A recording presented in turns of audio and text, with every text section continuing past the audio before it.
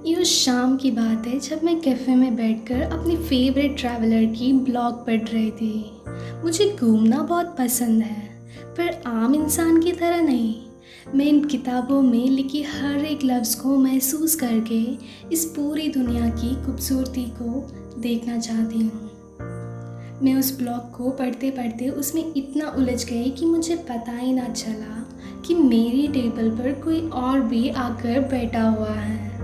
Excuse me, उसने मेरे laptop को नॉक करते हुए पूछा।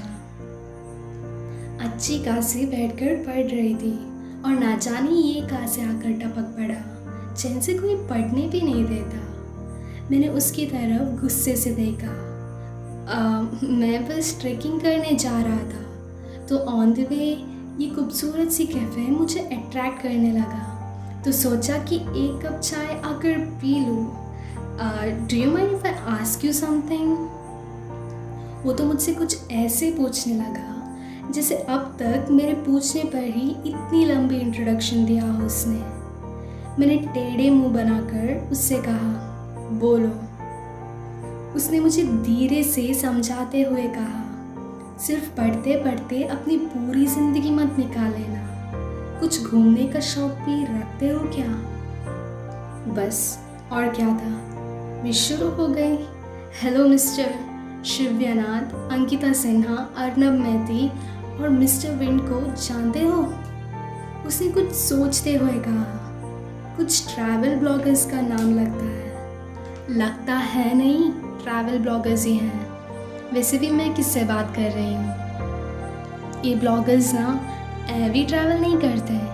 ये लोग अपनी आंखों से देखी खूबसूरती को लफ्ज़ों में बयां करते हैं, ताकि मेरे जैसे लोग एक जगह पर बैठकर पूरी दुनिया घूम सके और उसकी मज़ा ले सके।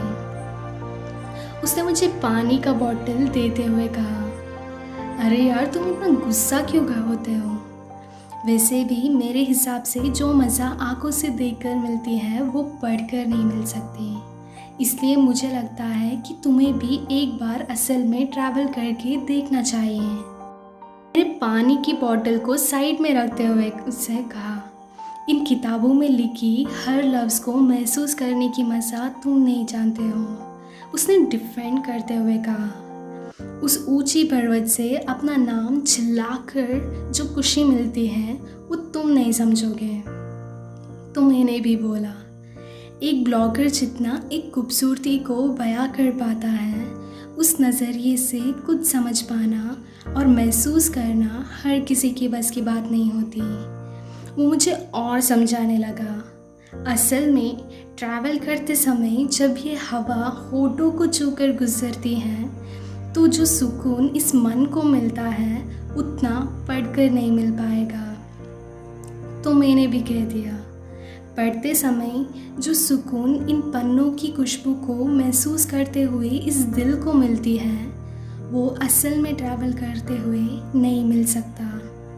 उसने टोकते हुए कहा, अरे ये तो चीटिंग है, तुम तो ई बुक्स पढ़ते हो ना, फिर ये पन्नों की खुशबू वगैरह कहाँ से आ गया? हाँ, पर नोवेल तो मैं किताब से ही पढ़ती हूँ ना। कभी कभी नोवेल्स में भी जगह की खूबसूरती को बयां किया जाता है। मैं तो बस उस पॉइंट ऑफ व्यू से कह रही थी। कहीं ना कहीं वो समझ चुका था कि मुझे भी असल में घूमना पसंद है। उसने मेरे लैपटॉप को बंद करते हुए पूछा, सच कहना, तुम्हें भी असल में घूमना पसंद है ना? झूठ कहना तो नहीं चाहती थी, पर सोचा कि सच बोल के इसको कौन सा फ़र्क पड़ने वाला है। इसलिए मैंने कहा, वैसा कुछ भी नहीं है। उसने मुझे देखते हुए कहा, वैसे तुम चाहो तो मेरे साथ इस ट्रैक में शामिल हो सकती हूँ। वादा करता हूँ कि हर एक जगह की खूबसूरती को अपने लफ्ज़ों से बयां करूँगा। सोच के जवाब देना।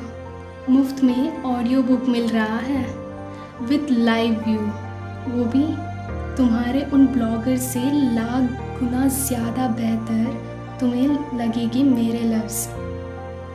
उसके बाद में वज़न तो था, पर सच कह रहा है या फेंक रहा है ये तो मुझे नहीं पता था। लेकिन मेरी ज़ुबान से तो सिर्फ एक ही जवाब आया, तुम्हारा चाय ख़त्म हो गया है, शायद तुम्हें अब ट्रैकिंग के लिए निकलना चाहिए। उसने हंसते हुए कहा, याद दिलाने के लिए शुक्रिया। तो तुम सच में साथ नहीं चलोगे क्या? जाना तो चाहती थी, लेकिन मैंने कहा फिर कभी।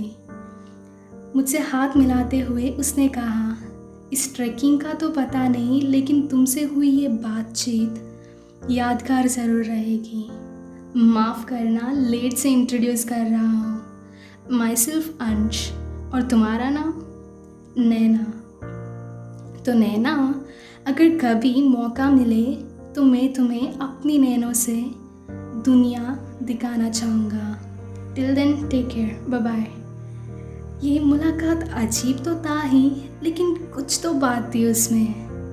मैंने उसको वेव करते हुए कहा, हैप्पी जर्नी अंश, अपना ख्याल रखना।